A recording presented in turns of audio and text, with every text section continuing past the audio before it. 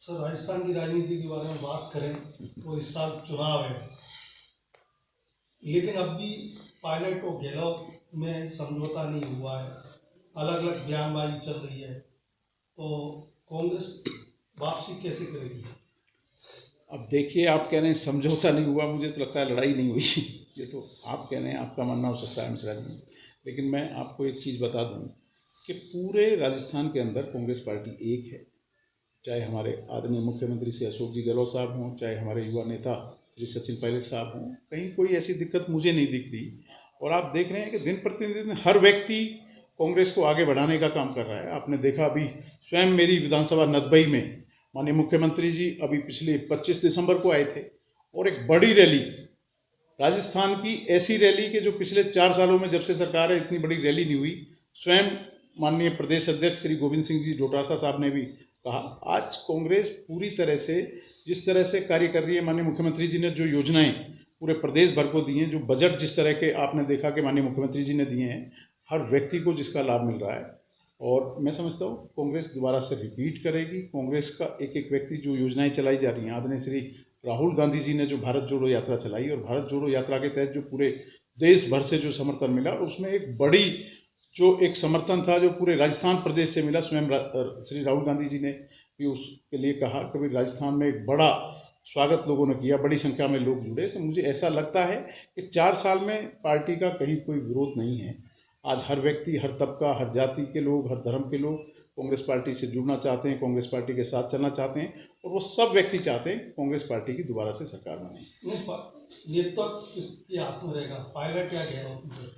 देखिए, कांग्रेस पार्टी का नेतृत्व आप सब जानते हैं कि जो हाईकमान है, हाईकमान का जो आदेश हो जाता है, जो निर्देश हो जाता है, वो नेतृत्व उसी को रहता है। हमारे आदरणीय श्री अशोक जी गहलोत साहब माननीय मुख्यमंत्री जी इस तरह मुख्यमंत्री हैं, तो आप समझ सकते हैं कि स्वयं के पिछले दिनों जब हमारी श्रीमती सोनिया गांधी जी राष्ट्रीय अध्यक्ष थी तो उन्होंने उनको बनाया। और कांग्रेस पार्टी का जो भी, मैं तो ये समझता हूँ कि जो भी निर्देश होगा, जो भी आदेश होगा, वो हम सब कार्यकर्ताओं पर लागू। पायलट की जो सभाएं, रैलियाँ हो रही हैं, उसमें काफ़ी संख्या में लोग उमड़ रहे हैं, लेकिन वहीं गहलोत की बात की जाए उनकी सभा में, देखिए मैंने आपको कहा ना, अभी नदबई में उज्जैन में माननीय श्री अशोक जी गहलोत साहब माननीय मुख्यमंत्री जी आए थे।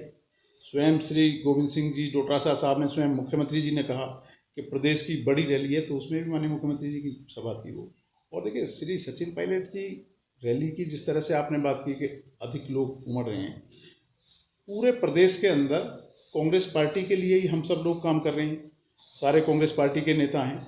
तो जहाँ जहाँ ये लोगों का जनाधार है जो पार्टी के साथ जुड़ रहा है, मुझे लगता है कि पूरी हर जिले, जो हमारे 33 जिले हैं, 33 जिलों में जिस तरह से हमारे कांग्रेस पार्टी के जो कार्यकर्ता हैं, जो रात दिन लगे हुए हैं कि मेहनत करके वर्ष 2023 में जब चुनाव होंगे इसी वर्ष, कि दोबारा से कांग्रेस पार्टी रिपीट करे, तो मुझे लगता है कि सब लोग कांग्रेस पार्टी को मजबूत करने का काम कर रहे हैं। आपकी एक मंत्री हैं भरतपुर की जायदा खान, वहाँ उनके विधानसभा के क्षेत्र के जो लोग हैं वो उनको ढूंढ रहे हैं, इश्तेहार निकाल रहे हैं, चस्पा कर रहे हैं।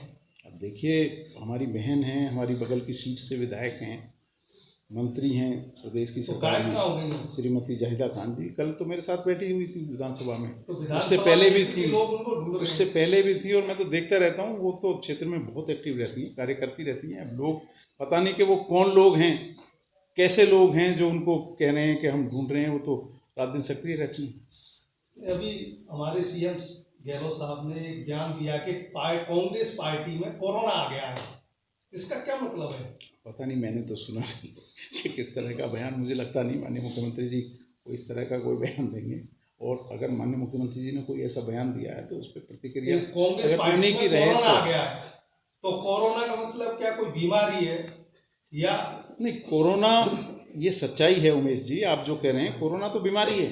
कोरोना पूरे देश के साथ साथ पूरे संसार में आई थी, तो पार्टी और वो कोरोना वो बीमारी है कि जिस कोरोना का इलाज सबसे पहले अगर किसी ने किया तो हमारे प्रदेश के जननायक मुख्यमंत्री आदरणीय श्री अशोक जी गहलोत साहब, उस समय के हमारे चिकित्सा मंत्री श्री रघु शर्मा जी ने, भीलवाड़ा जो मॉडल था आपने देखा होगा, जिस तरह से कोरोना बड़ी संख्या में भीलवाड़ा में आ गया था और वहाँ समाप्त हुआ। तो ये तो कांग्रेस पार्टी तो इस तरह की बीमारियों को ठीक करने का काम करती है। तो गहलोत साहब जो पार्टी में कोरोना आ गया है तो नेताओं को ठीक करेंगे क्या? इससे ऐसा लग रहा है। नहीं, देखिए उनका बयान, सही बात तो ये है कि मैंने देखा नहीं, लेकिन आपने कोरोना के लिए मुझे पूछा तो मैंने आपको बताया। भीलवाड़ा का सबको पता है, पूरे देश के अंदर स्वयं इस देश के प्रधानमंत्री आदरणीय श्री नरेंद्र जी मोदी साहब ने भी स्वयं माननीय मुख्यमंत्री जी की बड़ाई की और तारीफ की कि इतना अच्छा भीलवाड़ा मॉडल था। और वहाँ जिस तरह से बड़ी संख्या में कोरोना के मरीज थे, उनको पूरे जिले को जिस तरह से एकदम कोरोना मुक्त कर दिया, तो उसमें एक बड़ी भूमिका आदरणीय श्री अशोक जी गहलोत साहब, हमारे उस समय के चिकित्सा मंत्री श्री रघु शर्मा जी की रही। पायलट साहब युवा वर्ग काफी पसंद कर रहा है और पायलट साहब से जुड़ रहा है, तो आगामी जो विधानसभा अब चुनाव होना है इस साल, तो उसमें युवा वर्ग पायलट साहब को सीएम देखना चाह रहा है, तो नेतृत्व क्षमता पायलट साहब को भी दे सकती है पार्टी? देखिए, ये पार्टी के नेतृत्व की बात है कि वो किनको नेतृत्व दें या ना दें, लेकिन जहाँ तक आपने कहा कि युवा वर्ग उनको चाह रहा है, मैं आपको एक बात बता दूं। देखिए, कहीं ना कहीं किसी ना किसी रूप में कांग्रेस पार्टी मजबूत हो रही है। हमारे कांग्रेस पार्टी के जो लोग हैं, कांग्रेस पार्टी के जो नेता हैं, चाहे वो किसी भी जिले में, किसी भी मंडल में, संभाग में, कहीं भी मीटिंग कर रहे हैं, निचोड़ यही है कुल मिला के कि वो सब लोग कांग्रेस पार्टी को मजबूत करने का काम कर रहे हैं। और सब लोगों की आस्था हमारे आदरणीय राष्ट्रीय अध्यक्ष श्री खड़गे साहब, हमारी श्रीमती सोनिया गांधी जी, श्री राहुल गांधी जी, श्रीमती प्रियंका गांधी जी, कांग्रेस के जो ये पूरे एकदम पिलर हैं, उन सब लोगों में पूरी आस्था है। जहाँ भी हाईकमान का निर्देश होगा, आदेश होगा, सब लोग उसका पालन करेंगे। धौलपुर में कई बार आप आ चुके हैं, यहाँ की सड़कें आपने देखी होंगी जीर्ण हालत में है, जो निर्माण होती है वो टूट जाती हैं। तो PWD जो कार्यकारी एजेंसी है वो गुणवत्तापूर्ण निर्माण नहीं कर रही है। देखिए, मैंने पिछले भी कहा था, आपको अभी भी मैं कह रहा हूँ, जहाँ तक PWD या सड़क की कोई निर्माण की बात है या कार्यकारी एजेंसी की बात है, इसमें मैं एक ज़रूर कहना चाहूँगा, मेरा व्यक्तिगत विचार है कि इसमें हम सब जो जनप्रतिनिधि हैं उनकी भी एक अहम भूमिका होती है। आज मेरे क्षेत्र को माननीय मुख्यमंत्री जी ने सड़कें दी, 600 करोड़ रुपए की सड़कें दी। उन सड़कों का काम जब शुरू होगा, मैं कितना जागरूक हूँ, मैं कितना ध्यान देता हूँ, मैं कितना गुणवत्ता पे ध्यान देता हूँ, मैं उनकी कोर कटिंग करा के अधिकारियों को निर्देश देता हूँ कि जब कोर कटिंग हो जाए, उसमें जब ठीक वो पाई जाएँ, जब आप पेमेंट करें, या मैं मेरे कार्यकर्ताओं को उस पर लगाता हूँ कि आप पूरी तरह से उनको देख के ख़राब क्वालिटी ना हो। तो ये जनप्रतिनिधियों पे भी ये चीज़ें लागू होती हैं और उनकी जिम्मेदारी भी बनती है कि प्रदेश की जनता का पैसा है, भले ही हम लोगों को विधायक साथियों को माननीय मुख्यमंत्री जी की तरफ से मिल रहा है, PWD कार्यकारी एजेंसी है, तो हम सब जनप्रतिनिधियों को भी इस पर ध्यान देना चाहिए और अच्छी क्वालिटी में ये कार्य हों ताकि ये लंबे समय तक चल सकें। हमारे स्वयं के क्षेत्र में माननीय मुख्यमंत्री जी ने अभी 1511 करोड़ की योजनाओं का उद्घाटन किया है, जिसमें करीब 300 साढ़े 300 करोड़ के आसपास की सड़कें हैं। PWD मंत्री ध्यान नहीं देते क्या? ध्यान तो सारे ही मंत्री देते हैं, हमारे जितने भी हैं मंत्री साथी, 30 मंत्री हैं पूरे प्रदेश में, जिनको जो जो विभागों की जिम्मेदारी दी है। लेकिन तो उनके साथ साथ मेरा एक कहना है कि हम सब जनप्रतिनिधि भी अगर उस चीज़ पे ज़्यादा ध्यान दें, क्योंकि हमारा अपना खुद का लोकल क्षेत्र है, स्थानीय क्षेत्र पे स्थानीय चीज़ें, जो योजनाएं जो प्रदेश सरकार से माननीय मुख्यमंत्री जी से बजट में और हम सबको मिलती हैं, अगर हम भी ध्यान दें।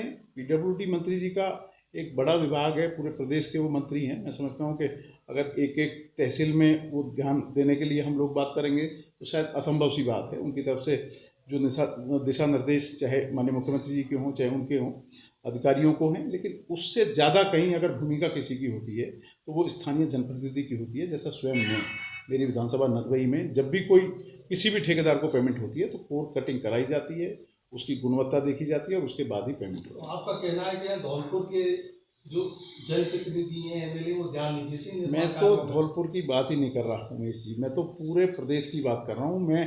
हम सब जो 200 जनप्रतिनिधि हैं, 200 MLA हैं, चाहे वो किसी भी पार्टी से संबंध रखते हैं, मैं तो उन सब की बात कर रहा हूँ। मैं उन्हीं में आता हूँ कि हम सबको भी ज़्यादा ध्यान देना चाहिए, क्योंकि अपनी अपनी विधानसभाओं के हम चौकीदार हैं।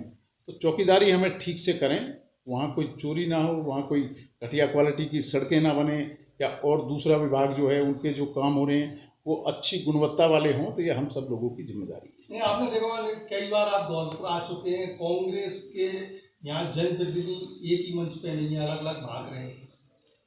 देखिए, कोई पॉलिटिकल पार्टी कांग्रेस पार्टी की मैं मीटिंग में नहीं आया, व्यक्तिगत देवनारायण बोर्ड की तरफ से आया हूँ, लेकिन फिर भी मुझे ऐसा लगता है अगर कहीं कुछ कमी है, आपने जो सुझाव आपका है, अगर कोई कमी है तो हम सब लोग अब उसको चुनाव मिल बैठ के आने दुरुस्त वाले कर हैं, लेंगे। यही मंच पर नहीं दिख रहे। चुनाव भी आना, सब लोग आ जाएंगे धीरे धीरे, जैसे ही रैलियाँ शुरू होंगी तो सारे लोग आने शुरू हो जाएंगे। हम लोगों के बारे में भी लोग चर्चा करते थे, मेरे बारे में भी करते थे, 90 के लिए भी चर्चा करते थे, लेकिन हम सब लोग, हमारे मंत्री साथी, विधायक साथी, सब लोग एक मंच पे थे जब माननीय मुख्यमंत्री जी उच्चैन के अंदर आए।